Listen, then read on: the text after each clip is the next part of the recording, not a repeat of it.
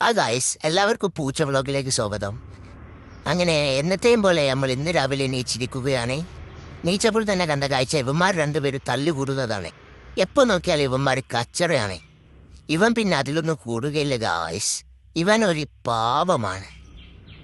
രാവിലെ തന്നെ എണീച്ചപ്പോഴാണ് ഗായ്സ് പള്ള പറഞ്ഞത് വിശക്കുന്നുവെന്ന്. അങ്ങനെ നമ്മൾ നമ്മുടെ ഉമ്മക്ക് വേണ്ടി കാത്തിരിക്കുകയാണ്. നമ്മുടെ ഉമ്മ രാവിലെ തന്നെ നമുക്ക് നല്ല ഫ്രഷ് മീൻ കൊണ്ടുതരും ഗായ്സ്. അതാണ് നമ്മൾ വെറുപ്പിക്കാതെ അവിടെ നിൽക്കുന്നത് ഗായ്സ്. അങ്ങക്ക് നമ്മളങ്ങനെ ഭക്ഷണം കിട്ടിയിരിക്കുകയാണ് ഗായ്സ്. ആയ് നല്ല ഭക്ഷണം, നല്ല മീനാണ് ഗായ്സ് കിട്ടിയത്. ഇവളാണ് നമ്മുടെ ഷുൾഡ്രാണി ഗായ്സ്. ഇവൻ എൻ്റെ മീൻ കട്ടു ഗായ്സ്. ഇവൻ എൻ്റെ മീൻ കട്ടു. എടാ താടാ മീൻ താടാ. നീ എന്താണ് ഇങ്ങനെ? ഓ ഗായ്സ്, അങ്ങനെ നമ്മൾ അതിസാഹസികമായി അവൻ്റെ മീൻ തട്ടിപ്പറിച്ചു ഗായ്സ്. നമ്മൾ നല്ല വെട്ടുകയാണ്. രാവിലെ തന്നെ അതിനോട് നല്ല വെട്ടാണ് ഗായ്സ്.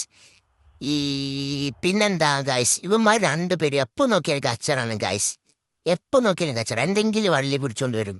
ഇവിടുത്തെ ഒരു കുരുത്തം കെട്ട ചെക്കനുണ്ട്. അവനിന്ന് ഇവിടെ ഇല്ല. അവൻ്റെ വീട്ടിലേക്ക് പോയതാണ് ഗായ്സ്.